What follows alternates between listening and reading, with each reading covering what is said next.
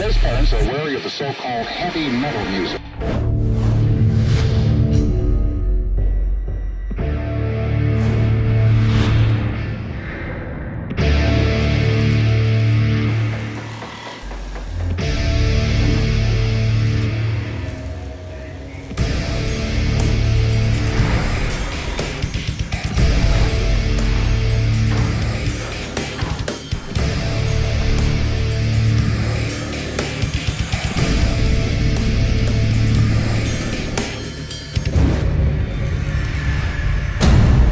Salut à tous, METALXS, c'est l'essentiel de l'actualité métal et dérivé en quelques minutes, le tout en images, en musique et en interview. METALXS est une exclusivité Refix by Crédit Mutuel, la plateforme de toutes les musiques, tous les talents en partenariat avec Artforce.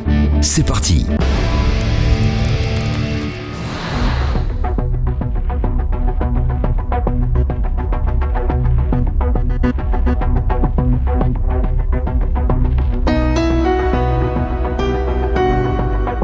Il y a parfois des anomalies inexplicables. Il y a quelques semaines, on vous parlait de 3 Days Grace, qui, avant 2025, n'avait jamais joué une seule fois en France. Et bien, de même, comment justifier que Sevendust, figure majeure du métal alternatif, fondé il y a plus de 30 ans à Atlanta, ne se soit pas produit une seule fois dans l'Hexagone depuis 17 ans? Fort heureusement, accélération de l'agenda, le groupe était en ouverture ici pour 3 dates d'Alt Bridge et avec la sortie ce 1er mai d'un 15e album studio, on sait désormais qu'il reviendra en tête d'affiche à Paris en novembre prochain. One, c'est le titre de ce nouveau disque produit par Michael Elvis Basket et il est d'ores et déjà assuré de succès avec plusieurs singles imparables. Toujours porté par la voix caractéristique de Legend with a Spoon, Sevendust possède une signature sonore faisant la part belle au groove, à la puissance et l'émotion. Nous avons enfin rencontré le chanteur pour la première fois dans l'histoire de METALXS, à quelques minutes de montée sur scène, et lui avons évidemment fait remarquer combien son groupe nous avait manqué en 17 ans. That is crazy, man. I remember it too, like it was yesterday. What a beautiful time. I love learning and I love meeting new people, and to be able to bring music and to bring us together, it's great. And in some of the shows, it's been like, you know, they hadn't seen us, they don't know what's been there. Just kind of like, well, these guys are coming in hot right at the beginning of this show. It's great. So maybe by the second song, we've hopefully won them over. And a lot of times what I like to do is make sure that you know the person beside you. So a lot of times I'll say, hey man, why don't you shake or give a person a hug? And it always seems to lighten the room, you know, because before that couple that's together with this guy that's into the band, they're looking at him like, what's wrong with him? But then after they say hello, it's okay, you know, he's not too bad. Chad Kroeger de Nickelback aurait déclaré que personne ne veut passer après Sevendust, tellement le groupe est redoutable sur scène. Oh, that's one of my good buddies, man. Chad is crazy. I'm like, get out of here. Nickelback, you guys they have nothing to worry about with Sevendust. I would love to tour with them again. It's funny you mentioned Chad's name. The last time they played in the States, I went to the show with my family. And Chad was like, oh, I'm so tired. I love you. I'll see you next time, or I'll call you because we're going to write a song together. He's like, I'll fly you out and we'll do the song. I was like, cool, bro, I love you. I understand. I know how it is on tour. The next day, I happened to be with Jesse James Dupree, the singer from Jackal, and Johnny Dare, which is my best friend, the radio DJ. And it was my daughter's first night being a waitress at our favorite restaurant that we go to. So we went there to tip her real good. And my phone keeps ringing, I have it on vibrate. My wife's like, somebody keeps calling. I'm like, okay, it's cool, whatever. And then she opens it up, she's like, it's Chad. I'm like, what, Chad? Calling and calling and calling. And I said, I'll wait till we get home to call. Maybe he won't call again. I don't know what's going on, but I'll talk to him. And I walked in the foyer of my house and I answered the phone. He's like, what are you doing? And I was like, what are you doing? He's like, well, I decided to stay in town. I'm gonna fly my jet out. And I was like, oh, he's like, where's your house at? And I was like, what do you mean? He's like, 'cause I'm coming over right now. I'm like, it's a school night, buddy. I was like, you can't come over. What's going on? He's like, well, I'm gonna send a car for you because we need to talk about what song we're gonna do together. And I was like, hey man, maybe we should wait. And at that time, my wife said, took the phone. She's like, you better go and let him come pick us up. They'll pick you up because you never know when this opportunity will happen again. I was like, Chad, okay, here's my address. And he calls back in 5 minutes. He's like, well, I can't send a limo there. It'll take an hour, but I can send the SUV. I'm like, okay, who cares what kind of car it is? Thanks, man. Then me and the wife get in the car and we go to the hotel, and we go to this hotel on a staycation a lot of times. Really nice. They have jazz music. Everything was closed down, but the bar stayed open, and I knew they stayed open just for me, Chad, my wife, and his security guard that was like 7-foot FBI agent. And we stayed down there, and I feel like I was alcohol poisoned because I think me and him finished a bottle of Jägermeister, and I didn't feel the same way for a week after that. And I can drink Jaeger, but we had such a great time. So I'm sorry to go on that rant, but me and Chad still need to do a song together, and I can't wait to do it. Mais trêve d'anecdotes, parlons du nouvel album, One, dont le titre semble avoir plusieurs significations. Well, we always kind of go through a list of names that we're going to, choose for the album that kind of relate with the album. And One just kind of seemed like it fit the best. We all are one, and I feel like this band now, us as older men, kids, some kids getting ready to fly the flock, my daughter's getting ready to go to college, that we've come back together, and it's a full circle. We're all one, and not only us, but the world. Un album conçu dans un cadre bien particulier. Well, so that's funny, yes. So got very blessed. My wife's grandparents, Joe Ed and Grandma. Joe Ed died at 98, so he was the last one at the house. Never slept in his bedroom, slept in a recliner in the living room, the TV at 100 dB the whole time he was there. Incredible. Grandma played music, did everything. She even showed up at 88 years old to a Sevendust show in the front row, rocking out, just incredible energy at that home. And so we did an album before, and the energy just was great. I have a couple cattle out there, not this season, but we said, let's go back to the farmhouse. And this time, it was even more of a magical energy there. It was just, I don't know, the songs just kind of just came out. It was every day a song was pumping out. It was like, all right, we need to stop. We need to wait to write some more stuff at Elvis' house before we get, But it was just a great experience for us all. That's a place that we go and we unplug. There's only a couple of TVs there. And I love to cook. I like to fix breakfast, lunch, and dinner. And then I have a bad case of OCD, so all the guys are like, don't throw that away, don't throw that away. I'm like, well, pick it up. But we have a great time, man, and I look forward to going back. Even though One hasn't even come out yet, I have this spark under me right now that I'm ready to write new music now. We get there and we set up in Grandpa's room. There will be a computer, keyboard, just the whole Pro Tools setup kind of thing.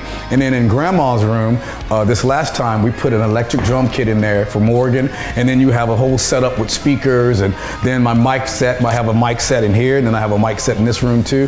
So I feel like when Sevendust works, it's a beehive, and I feel like we're just bees kind of just, running around the house. So yeah, it's really creative, and there's songs going on and music all night and all day long. So like I could sing for several hours, and then you still get to hear the product being worked on and ideas being put together. And hey, come here, you like this part, or you think we should do this? And so yeah, it's a very cool work process that we have. And then, of course, we take it to Elvis's house in Florida and forget about it. The farmhouse is nice. Elvis's house, well, the studio house, is a freaking mansion that you walk in and you cannot feel the music. When you look at the walls, there's all the plaques and the albums of the bands that he's worked with. And then there's about a zillion guitars, and the setup is, like we kind of set it up at the farm, but in this one big room, it'll have chairs for us and our mics and headphones, and Morgan's drum set will be there, and this is what we call pre-pro. And we'll go in and just kind of go over some of the songs, but then, Elvis will come in and be like, how do you guys feel about just jamming something out? And we'll just write a new song right there on the spot too. So it's very, very fun. Like Is This the Real You? That wasn't almost going to be on the album. And in Elvis's house, we have like several setups. Like we have a studio here before we even go into the main studio. And John happened to be in the main studio, but in a little small room with another setup. I think it was like the 5th setup that I have to do vocals on. I'm like, I feel like I just sing all day long.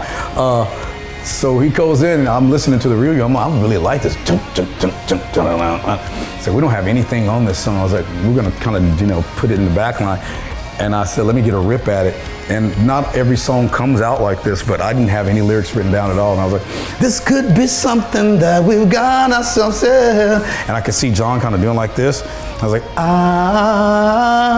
and I did the whole thing to the chorus. He's like, that's it, let's not do any more. Let's let Elvis hear this. And that was it. And then Elvis was like, oh my God, this is great. And so, you know, that energy right there, it just makes you feel good when you're able to just have an energy and go in and feel something that, you know, it's magical to me. And and this whole album to me is magical. That was one of those special songs. One semble beaucoup plus articulé autour de la guitare que l'album précédent, Truth Killer, qui était plus porté par les claviers. Yeah, you're absolutely right. Yeah, I think we kind of went back more old school on this album, but also we did kind of venture out. And I wanted to sing more on this album, and I felt like I was able to do it. And then you have a song like Misdirection, which I love to have John sing, because what I've always said, it would be very selfish and foolish of me to think, or anyone to think, that everything in a band should come from one person's point of view. We're all grown and we all go through life's things and trials and tribulations, and if anyone knows each other, it's us. So if you have something you want to bring to the table, more than likely I was there when it went down, or I was there when the shoulder to cry on, you know what I mean? And we're together like that. So that's why I think this album is so important too, because we really dove into a lot of personal things, relationships, you know, the kids growing up, things going on in life, and I think it's something that everyone can understand, because we're not any different than anyone else. We're just able to, I like to say, paint this collage of music, and it happens to everyone. It's a roller coaster ride, and it's no different than anyone else's life. We just get to, we're able to record it.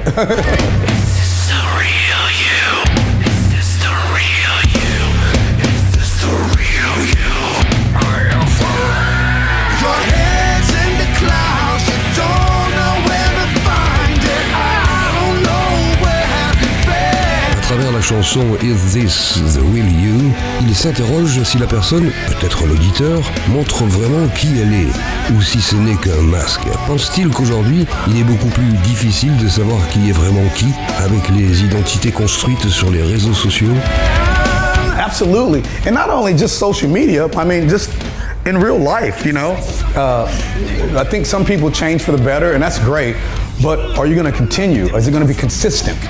That's what I like to try to do in my life, is to stay consistent, not change and hide behind a mask or anything. You're going to get the real LJ every time you see him, you know what I mean? I'm not going to be like, I'm just going to be, hey, what's up, how you doing? You know, let's hug it out, let's go, you know what I mean? That's me. I feed off that type of energy, and I think a lot of people, this world would be a happier place if we all did something like that too.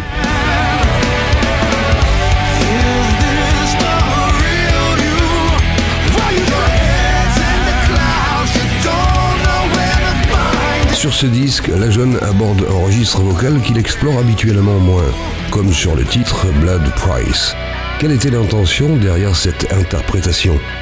Great, it was incredible, man. You know, we like to keep it heavy, but a lot of times I say this too, I'm like, man, we've done so much heavy that they can't say we're heavy. You know, even though we do some slow songs, they're like, oh man, that's too soft.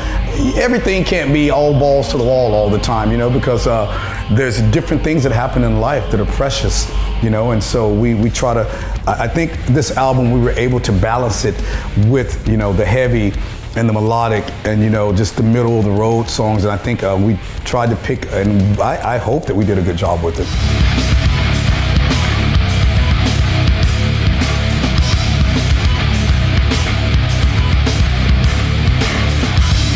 C'est assez rare pour être souligné, Sevendust possède le même line-up depuis 30 ans. Quelle est la recette de cette longévité et comment travaille-t-il avec ses partenaires? We're brothers. We're brothers. Like, you know, some days, you know, you're like, man, why you being a douchebag? You know, and it's okay. I get it. You might be in a bad mood, but it's been a beautiful thing. I think we're the closest that we've ever been at this age that we are now. It's a beautiful thing to be able to trust and to understand each other and to know boundaries, you know, just like brothers. You know what I said? We're a true family.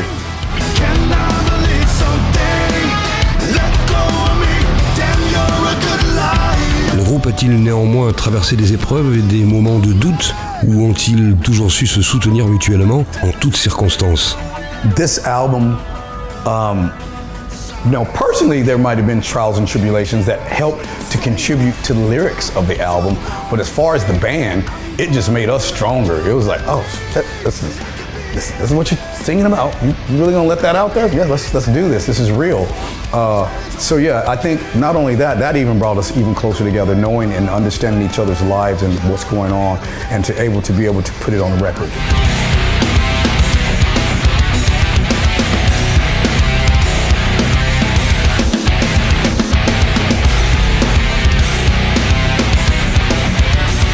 L'amitié est aussi bien présente sur la tournée réalisée avec Daughtry et Alter Bridge. Daughtry's great. He's been a good friend of mine for a long time, but their family. But the guys in Alter Bridge, we've known them since we were like very started, because Creed, and we were there. I remember me and Mark were laughing about it. We were laughing. I remember when they got their first tour bus, I was there with them, and you know it's real when we stay at each other's homes and stuff, you know, like me and my family go to Mark Tremonti's house and stay.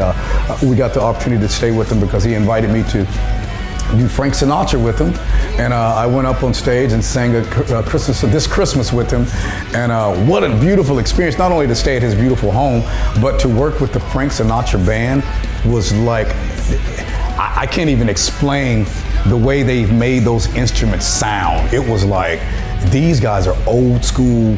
I think some of them were like in their 70s, 80s and stuff like that. And the director that would just walk around with his little pencil. It was amazing. I'm sorry, I get kind of amped up. It was amazing to be a part of, holy shit. It was amazing, look at me, I got caught. It was amazing, sorry, I owe you. It was amazing to be a part of something like that. So yeah, Alter Bridge, and for them to bring us over here, a lot of bands, a lot of people could not come back for you and just be like, oh, you know, forget about it. Those guys always come back for us, and this has definitely changed my life. Every day is a beautiful day. We get to hang out, and then also they have their whole families out here too. So it's just been, it's cool. Stella, Mark's baby's out here. Both of his sons are here. You know, so we all know each other, and it's just a family affair. You know, that we have a family bus out there, so it's like we're all just riding and having a good time.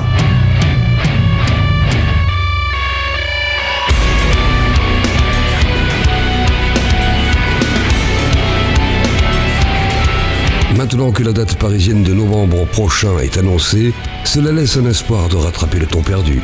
The tour for me has been a dream come true after all the time being away. I'm so excited about the shows and being in a different country and being in a place like Paris and rebuilding a relationship with folks that we haven't seen.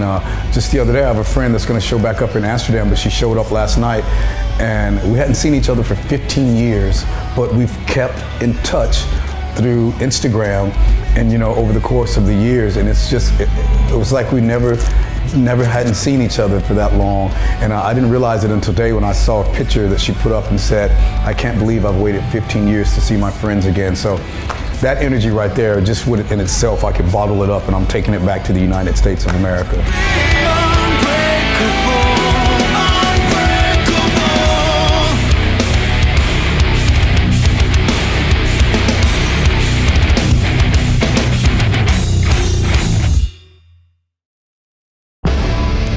À noter sur vos tablettes les sorties discographiques récentes ou apparaître dans les prochains jours.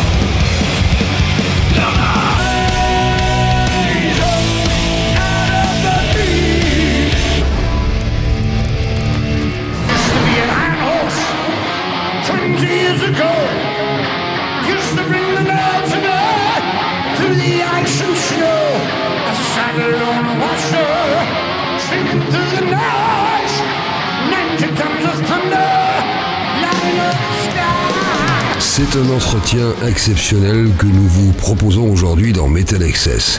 Plus qu'un entretien, une conversation entre deux musiciens qui ont vécu l'avènement du heavy metal à la fin des années 70 et font partie des légendes vivantes de cette musique en ayant traversé plus de 4 décennies.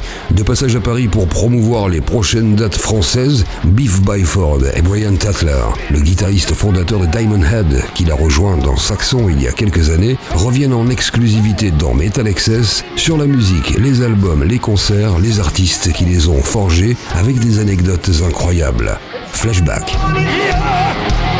Commençons par la musique qu'on écoutait chez eux quand ils ont grandi.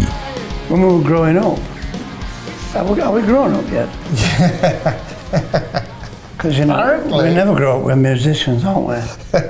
When we were growing up, I was listening to probably the same ones you were. Okay, well, Black Sabbath. Well, yes, of course, Zeppelin. of course. Status Quo, maybe.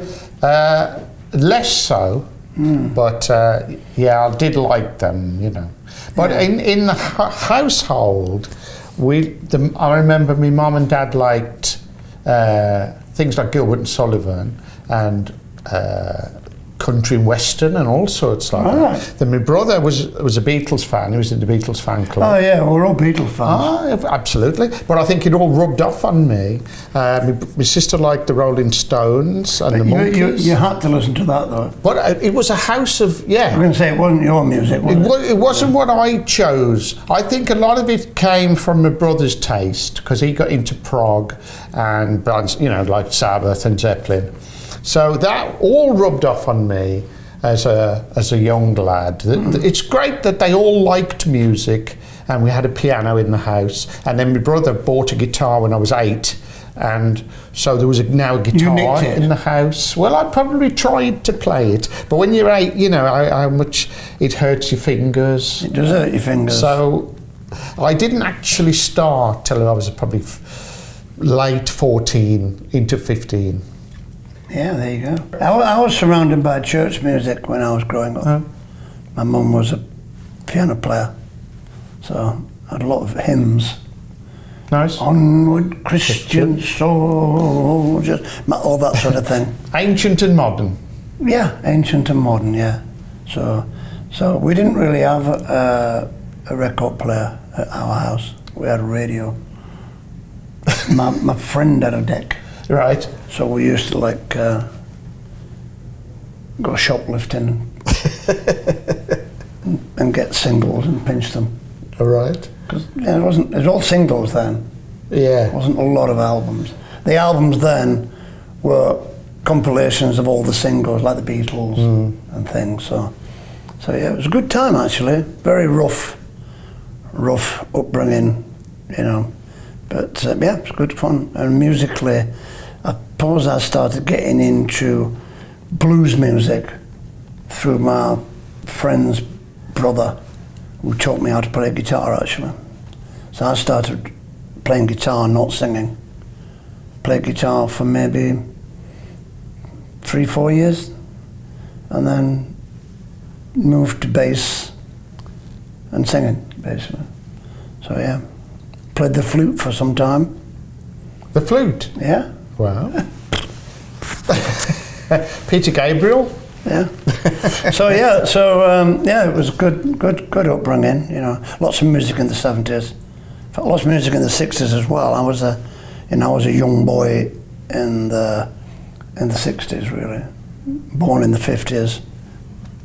That early childhood was through the 60s, so the Beatles. Good time. And everything, all that pop music, Kinks and the swinging sixes. I wasn't involved in it because I was too young, but my brother was. My brother was a big, you know, into a lot of the stuff in the 60s. Just a teenage boy underneath the covers, listening to his transistor radio, trying to find a station, coming through the static. All he wants to hear is the Rolling Stones.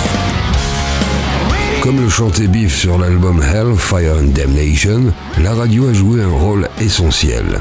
Yeah, Radio Caroline was massive. Yeah, Radio Caroline was the one we listened to in the north I don't know, what did you listen to? What pirate stations? I didn't listen to the pirate stations, I know. My brother did. He had a little transistor with an earplug, and he'd do it at night. Yeah, I used to go to bed, Yeah. blanket on. It's in the song, isn't it? Yeah, Pirates of the Airwaves. absolutely. Right? Put blankets over my head, Yeah. flashlight. He did the little same. Japanese transistor radio, right close to my ear, and it kept going in and out. Like you'd be listening to like, you really got me, you really got. Yes, I remember that. You really got me. Yeah. So, you know, it was He did absolute pain in the neck. Yeah. But it's the only way you could listen to the music, actually. And then sort of the BBC started, you know, thinking, well, you know, there's a big youth movement here in the 60s. We have to get on that. So basically the government tried to close down the pirates, didn't they? Yes, And the BBC hired all the DJs yes. from the pirate stations and put them on Radio 1. That's really when it really exploded, I think, really. Tony Good for us, really. Yeah, definitely. Pirates of the airwaves. Pirates of the airwaves. Quelle personne dans leur entourage familial ou amical a joué ce rôle déterminant dans l'apprentissage de la musique? Well, for me, it's my brother. My brother was 6 years older than me. So he, as I say, he was in the Beatles fan club. He wanted to be like John Lennon, bought the round specs, had a guitar. He was in a band, and I don't know what they'd play. But I remember going to see them early doors, and I think they did things like Jumping Jack Flash and Silver Machine and things like sort of modern rock stuff at the time in the early 70s. So yeah, without my brother getting into music and it rubbing off on me, I may have done something completely different. I think he was absolutely vital. You probably should have. Thank you. I could see you as a bricklayer. Not with these fingers. No. Oh, me? Well, actually, I got into music. I was into music anyway because my mum was a pianist, so we had music, sort of live music, all the time. And she played the piano accordion as well. So Nice. we travel around to all my family, or her family, and we'd go to my aunties and uncles, and she would always play music there. So I was surrounded by music. But I think I probably got into the electric guitar through the music teacher at school. Was quite sort of on it. He used to bring in all the singles and things. But my best friend's brother, who was my brother's best friend, we used to go to their house a lot. It was a bit of a, you know, party house. Irish family. Yeah. Crazy as a bag of rabbits, isn't it? And yeah, I'd listened to him playing guitar, and he had a Fender Strat. He was well into it, yeah. And he used to play all the blues songs like, you know, Blind Lemon Jefferson and, you know, John Lee Hooker songs. So I got into that, playing guitar. Because actually playing blues, once you learn that 12-bar sequence, once your fingers have finished bleeding, it's quite easy to write in that format. Which is probably why I quite like Status Quo in a way, because that was very 12-bar, da-da-da-da-da-da. And it is quite easy to play. It's not easy to write the songs, obviously. Yeah. But it is quite easy to play, and you can actually play it on two strings if you play it in A or E, can't you? Da-da-da-da. So, yeah, that's how I got into it. And the guitar, the sound of the electric guitar fascinated me. I always thought it sounded like bagpipes when you play the root and fifth. Ring. So, yeah. And my father bought me an electric guitar, but he didn't buy me an amp. So I had I had a tape recorder. So I soldered wires. I soldered wires to the playback head, and put my guitar through that. So I played my guitar through a tiny speaker about this big on some Decca tape deck. It worked though. I mean, you know, you really got me sounding brilliant. And I think the first song I performed on stage playing guitar was Paint It Black. Okay. It's fucking awful. Dun, down, down, down, down, down, down, down, down. Un album en particulier a-t-il joué ce déclic dans leur enfance ou leur adolescence? For me, it was the first Zeppelin album. That was absolutely mind-bogglingly. Although it's all blues songs, you know, traditional, written basically by somebody else. I just think they're all spin on it. I still think they're probably the best looking, best, you know, coolest band in the planet. If you see Zeppelin, it's like, you know, you can't get any cooler, can you? No. Guitarist, you know, throwing all the moves that a million people copied, and Plant, the ultimate bare-chested, you know, sex symbol, rock singer. Yeah, frontman. You know, bass player, cool, you know, drummer, fucking animal. So you couldn't really get better than that. I mean, I love Black Sabbath, but for me, Zeppelin broke a lot of barriers. Yeah, totally. They sort of went, you can do this. Yeah. You know. The first album I ever bought was Zeppelin 2, so, Yeah. you know, same sort of upbringing. But I think the first album where I almost had a eureka moment was Deep Purple's Highway Star, Machine Head. Machine Head, yeah. So, and the first track is Highway Star, and so of course there's a brilliant guitar solo in it, and I thought, oh, that's what I want to do. I want to play that because I'd been messing around with my brother's guitar, but I needed something to sort of go. You've got to practice. You've got to put the work in. I think for me, you know, it was a brilliant album, that. Yeah, brilliant. Brilliant album. But I was probably playing guitar during that earlier period, and it suddenly dawned on me that because I could sing, I could never be committed enough to rehearse and practice 10, 15, 16 hours a day to get that guitar playing technique. It just didn't. I love guitar, I still do love guitar. But I just didn't have that in me to go that far. Yeah, And my friends did, and you know, some of them were great guitarists. One of them won some awards playing guitar, but he played every day from morning till night. Never went anywhere. Right. You know what I mean? He never went to see any bands. He just practiced guitar, copied albums, and he was brilliant. Yeah. But you know, he didn't do anything really. If you can sing. I think everybody secretly would like to be the singer, but if you can sing, I see what your point. You wouldn't necessarily want to put all your time into learning an instrument because you've already got an instrument. Singing came easier to me. Yeah, right. Than playing guitar. Right. Yeah. Because I could already add a voice. Maybe that's the difference. Yeah. Yeah. And then I moved to bass guitar. Because Paul McCartney. It takes less time to be proficient.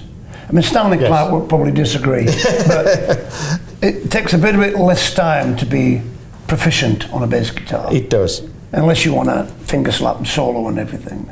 But to play great bass guitar with the drummer playing, you can sing with the bass guitar, I think, easier than a guitar. A lead guitar, anyway. Probably not a rhythm guitar. For me, it would be, as we say, Zeppelin Purple, but also Black Sabbath, Master of Reality was a big album for me. The second Judas Priest album, Sad Wings of Destiny, and I think by this point I'd formed Diamond Head, and so I was trying to pinch arrangements and work out how you write your own songs. Because the first gig I ever did was with Diamond Head, and it was 1977, and we'd written all our own material, so we didn't bother with covers, and we always thought we weren't very good at covers, so we just did our own material. But I've heard some of your covers, you're right.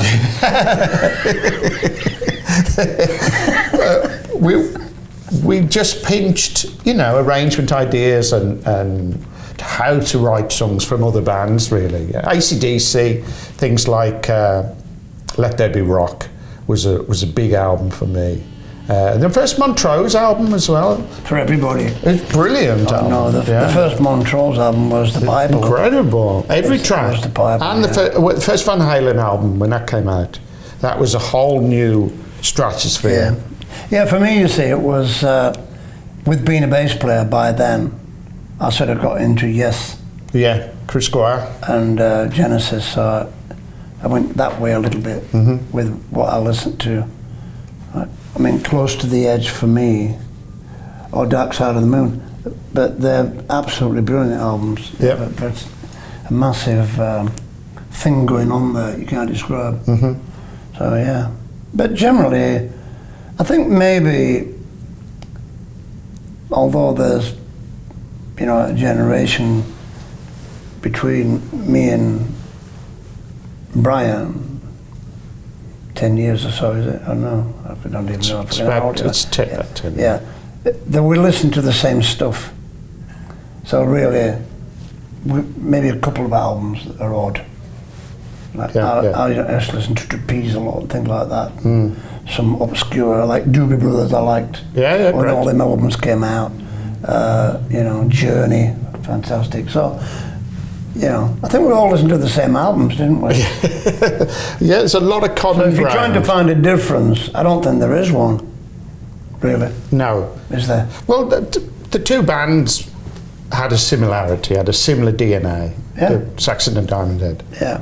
Definitely. We must have grown up sort of listening to the same bands and wanting the same sort of thing. If you listen to our Inspirations albums, then you find it all there, because I picked them songs. Yeah. Avait-il une idole en particulier? For me, it would be, you know, Richie Blackmore or Jimmy Page or that kind of thing. A specific idol. No, not really. No, I mean, I liked, because I was a bass player, you see. Yeah. At that time, didn't really see myself as a singer until sort of 1979, when the first album came out of ours. So I was more into, no, I didn't really have any idols. I liked playing bass. Singing wise, obviously I loved Ian Gillan, I liked Ozzy, you know, but I liked, you know, the guy in Journey as well. I like, you know, people like Sam Cooke, just a massive Frank Sinatra. Anybody that sang great, I liked. I loved Sam Cooke. Yeah, brilliant, you know. Brilliant. And, you know, Steve Perry is very similar to Sam Cooke, wasn't he? Yes, Journey. very. So, yeah, so, you know, but influences are very strange because they come in from different places. You don't suddenly go, Eureka, I'm influenced by that. That's why, if that does happen, then for me, I don't think that band becomes successful as they would do, because it has to be something unique if you're going to be together for like 45 years or whatever. There has to be something unique in there. Yeah. Whether it's your first album or your seventh album, but there has to be something in there. And those influences coming in, we've no idea where they're coming from. But we don't try and rip anybody off. Everything we write, we try to be as unique as possible. That's right, isn't it? Your voice is unique. Well, yeah. But I don't particularly like my voice. Oh, right. Now you tell me. I always think somebody else is the better singer. Oh, but I think that with guitar. Yeah. It's a natural thing. They're always above. Yeah, they're always better. But, you know... Bastards. You know, when you first heard yourself recorded, so you didn't like it, but... No, not really. Right. Because you're not as you seem. Yeah. True. We're not as we seem, are we? Sat here, we're singers and musicians here, but we're something else as well. It's not just what we are. It's what I'm saying. You know what I mean? There's a lot deeper things going on with our lives than sat here doing an interview. It's what we do. We love it. But people have to understand there's a family behind. You know, there's a long history of support and things to get us here today. So that's, you know, a lot of people don't realise that. Sacrifices that people, friends, or family have made to help you on your way. Yeah. Don't they? So. Se souviennent-ils du premier concert auquel ils ont assisté et qui les a marqués? It was quite late for me, actually. I went to see Led Zeppelin at the Bath Festival. Nice. It's 1970. Yeah. And then I went to see the Lincoln Festival with, it was everybody on that one. The Beach Boys, Joe Cocker, Small Faces, you know, Canned Heat and all them. All the bands I liked, really. For me... So that was the first time, really, I went to a concert. After that, you couldn't stop me. Yeah. So it was quite late, you see, for me. Yeah, it is. Yeah. My brother took me to see bands at Birmingham Town Hall or Birmingham Odeon or Wolverhampton Civic Hall. And the very first one was a band called Amondal 2, German krautrock band. And he liked krautrock, he liked Can and Faust and Kraftwerk and all that lot. And so I think he just said, I've got a spare ticket. I'm probably 12 and he'd come rushing in from work. I've got a spare ticket, do you want to come and see a band? And I'd go, yeah, right. Jump in the car. And I loved it. I didn't know their music, but the lights and the cymbals and it all looked amazing, the amplifiers and the volume. So I thought it was a great night. And then he took me to see 10 Years After, and I went to see Emerson, Lake and Palmer and Black Sabbath. I saw Black Sabbath when I was 14, Birmingham Odeon, on the Sabbath Bloody Sabbath tour. And we went to see Gentle Giant and all kinds of bands. So that was sort of an education, and I got the bug like that. And so then I would buy my own tickets and we'd go and see Rainbow and, you know, whoever came to town. Well, right? Yeah, what's that? You'd buy the albums as well. Yes, yeah. I'd stop by my own album. He would buy albums, yeah, and I'd listen to his albums, and then I would buy my album. We lived deep in the countryside, you see. We didn't even have a car, my family. Wow. So, you know, for me to get to concerts, I had to rely on my friends. Right. So, but we did go and see, I mean, after that, 70, we went to see everybody. Right, yeah. Sheffield City Hall and clubs and pubs and things. I saw tons of people. Yeah, same. Big and bands like Pato and all that, Snafu. Yeah. See all them, and, and the big bands as well. So the big gigs at Stourbridge Town Hall. I'm from Stourbridge in the West Midlands, and sometimes a band would come to the town sometimes. hall. You know, Dr. Feelgood or... Yeah, we'd go to Sheffield, or Leeds. Yeah, right. Leeds University was a good one. I saw the Doobie Brothers at Leeds University. They used to bring in all these wacky bands from America. It was great. Great. À leur début, pour quel groupe important ont-ils fait la première partie et quels souvenirs en gardent-ils? The first major band we opened for was Motorhead in 1979. We'd done a few shows with a band called Heavy Metal Kids, and we had actually done, we did a half a tour with Slade. Oh, nice. Def Leppard did the first half, and we did the second half. And it was just like, to get us used to touring, you know, like. I suppose Slade were fairly major, but they weren't major at the time. Yeah, it was a sort of a comeback type thing. But the first proper tour we did with big gigs, big PA, sold out shows, was Motorhead, 79. And then from that we jumped straight to Nazareth. Nice. And then Wheels of Steel came out, and then we didn't support anybody again then. They took no sleep. Motorhead were absolute nutters, so we loved it.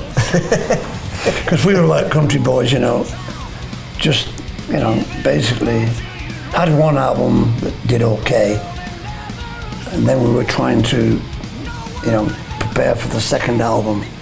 And we already had Wheels of Steel tracks written on that tour, so we did some Wheels of Steel songs on the Motorhead tour.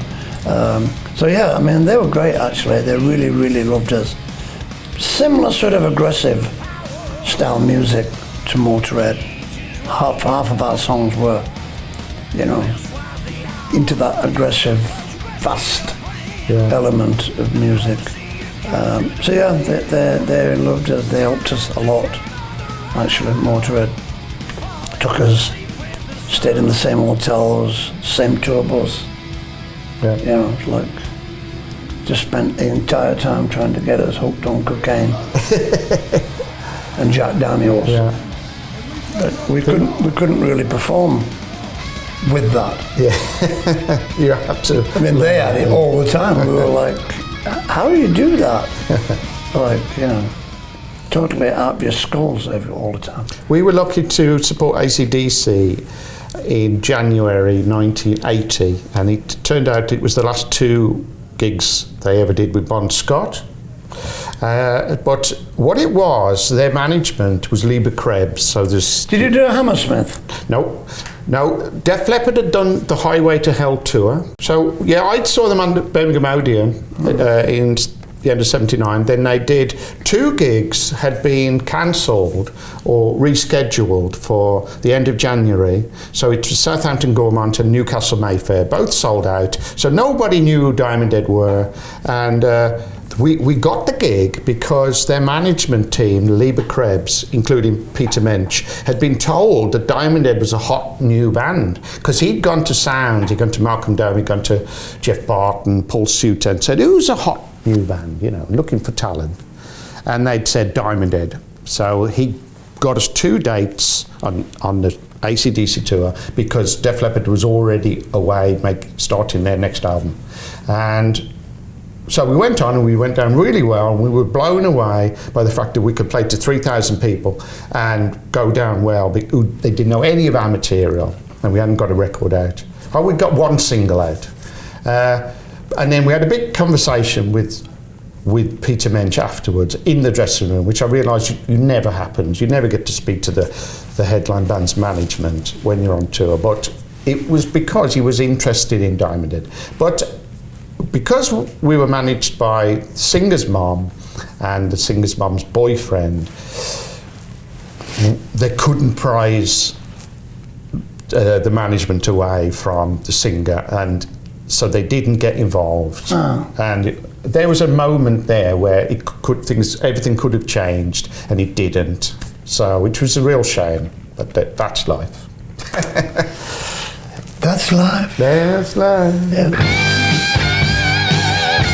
Quel musicien de leur génération admirent-ils le plus? I'll go with. I'm a big fan of Jimmy Page and Richie Blackmore, but I also am a big fan of Michael Schenker. And I grew up, you know, listening to the classics, and I think the 70s was such a wonderful time for music, especially rock music. So it still resonates today. I still like all those bands, you know, everything from say a Black Sabbath to a Steely Dan album. But yes, Schenker, I saw Schenker in '79 with UFO Obsession Tour, and because he'd come on out of white Flying V and blonde hair and looked fantastic, I also thought, I'm going to get a Flying V, I'm going to do that. So I bought a white Flying V and had my hair, you know, like it is now. And, Right now, but bigger. But yeah, and dressed in black. So, you know, I probably ripped off his image as well as tried to play like him. But he's such an awesome player that even today can't really play like Michael Schenker. He's I want to tell him when I see him. Tell him. I've tried and I can't do it. For me, no, nobody really. I think some of the bands that I admired, the 70s were a fantastic period. Yeah. I mean, there's so much great music. There's so much great music that you can't think of them all. Yeah, that's right. It's like when you were doing the Inspirations albums, it's nearly all 70s. Some of it's 60s. Nothing in the 80s because it wouldn't have influenced us in the 80s. Yeah. Right? So, you know, people go like, well, why didn't you put an Iron Maiden song on the Inspirations album? It's like, because they're there at the same time of us. How can I be influenced by Iron Maiden? No. Unless they mean, you know, ripping them off, which is not being influenced. Not the same. No. So, yeah. So, yeah, you have to keep it to the 70s, really. Yeah. And 60s. And you have to admire a lot of people, really. I met most of them, actually. Yeah. Met most of the people that I admired, like Peter Gabriel. Did some nice shows in Italy with him. Fantastic. You know, on that first album thing, Shot the Monkey on there, all that, absolutely brilliant. And I think the thing what I think is that most people, they typecast people like us of just liking metal.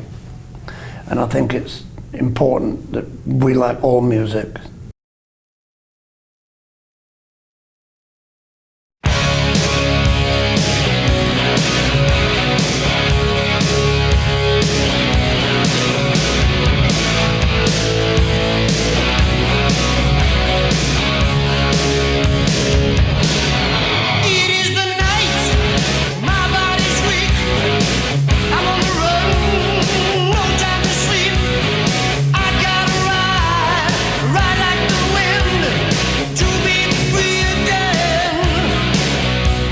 We're not, we're not sort of bound by barriers, are we? It's mostly rock. But it's not always metal. Yeah. Yeah, I'd agree with that. Se rappelle-t-il de la première fois où ils ont tenu un disque de leur groupe entre les mains? Yes, I do, actually. Not the first record, the second record, Wheels of Steel. The boss of Warner Brothers in Europe took me to the pressing plant where they were making it, and he took one off the production line and gave it to me. I've still got it somewhere. Fabulous. Yeah, and that was the first time I'd actually, touch it, seen a smell piece it. Yeah, and somebody said to me, "This is going to be a big album." This. I was like, oh, "Fucking hell." Nice. I hope so. Yeah. That was memorable, and I've got all these machines going like ka-chunk, ka-chunk. I've never been. Kicking out the never vinyls. Seen. Yeah. Yeah. Nice. I remember our first single was, sort of homemade. There was a studio who had a little label called Happy Face Records, and they pressed up, I think, 1,000, maybe 1,500 copies. And so that was my first single. And I was excited because it feels like you've achieved something that could go anywhere. I think one of the big ones, though, is the first time you hear yourself on radio. Yeah, it is. I think that's probably more important than the first exciting. album. Yeah. When you hear one of your songs on radio, just randomly, as you're driving or you're listening at home, mostly when you're driving, it's like, whoa, we're on radio. Yeah. And you don't think that that's songs being played in Scandinavia and Germany and France and everywhere. You just think, whoa. Yeah, it is. I'm on the radio in England on BBC. That's exciting. Yeah, it's exciting. I mean, we used to be on the rock shows, like Tommy Vance. Yeah.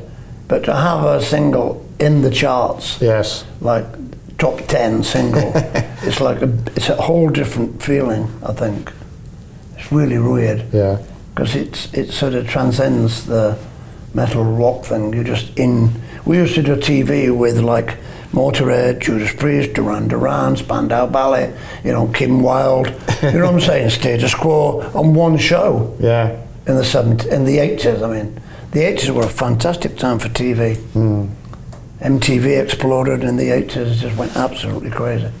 But, it's good. I think those feelings, memories, stay with you more than holding your first vinyl. Am I evil? Yes, I am. Am I evil? I am made. Yes, I am. Dans tout ce qu'ils ont entrepris dans leur carrière, quelle est leur plus grande fierté et leur plus gros regret, voire la pire erreur qu'ils aient commise? Well, you've just said yours, haven't you? With Peter Mensch. Too many. Yeah, I mean, I don't know about biggest pride, I can't remember. It was good, we played Reading Festival in 1982, and we went down really well. And so that was a proud moment, because it felt like the band had started in '76 and we'd been playing the little pubs, writing songs, climb, get to Birmingham, eventually get to London, and eventually get a record deal. So it took ages for us to get a record deal. And by the time we played Reading Festival, we felt like it was a constant climb. I mean, after that, things started to go amiss. I didn't know that family manager. Yeah. It was bad. Sean's mum. I'm sure they tried hard to do it, but they didn't have the connections no. or the experience. No. They were learning on the job and making mistakes. Yeah. And they hadn't got a clue how. And you haven't got time. USA. You haven't got time. You get one chance, maybe two. Yeah. Perhaps three. But when it passes you by, you've gone. That's it. We had a couple of sort of calling cards from other managers and American management. Yeah. But they would just bat them away and go, no, we're fine. We've got this. Yeah. And they hadn't really. Cottage industry. They let us sink or swim. Cottage industry, Yeah. you see. Cottage That's what industry. it is. I'm sure they tried their best. I mean, mine was probably, I think probably the first Castle Donington, Monsters of Rock. That was a pretty good feeling, that, because we'd probably sold about 100,000 albums in England at that point. That's brilliant. And none of the other bands knew who we were. Because it was a big word of mouth thing, wasn't it, back then? You know? And walked on stage in front of 60,000 people. And they went absolutely nuts. I was there. Yeah, knew the songs. It was great. You know, did some pretty crappy songs as well, but generally, and that was it really. I think that really was the catalyst in the UK that went on to sell. Yeah. I think it sold 200,000 records album Fantastic. in the UK. Et aucun regret? I think there's always regrets in everything that you do. You know, I've got a wife that I regretted marrying, you know. Same. It's just everything's full of regrets, and there's always when you're looking around, there's always something better, isn't there? You know, but everybody has regrets. Even people that go from nothing to like absolute stratosphere. You know, one of them will die from a drugs overdose or something. So everybody, nothing's smooth in life, is it? It's always, Yeah. everybody makes it appear as though it's smooth. Yes. So everybody has regrets and everybody has their favourite times, but I think sometimes regrets are private, aren't they? Des regrets, vous risquez d'en avoir si vous n'allez pas voir SAXON. Le groupe sera en concert pour 3 dates de Zénith en France, le 15 mai à Nantes, le 16 à Toulouse et le 17 à Paris.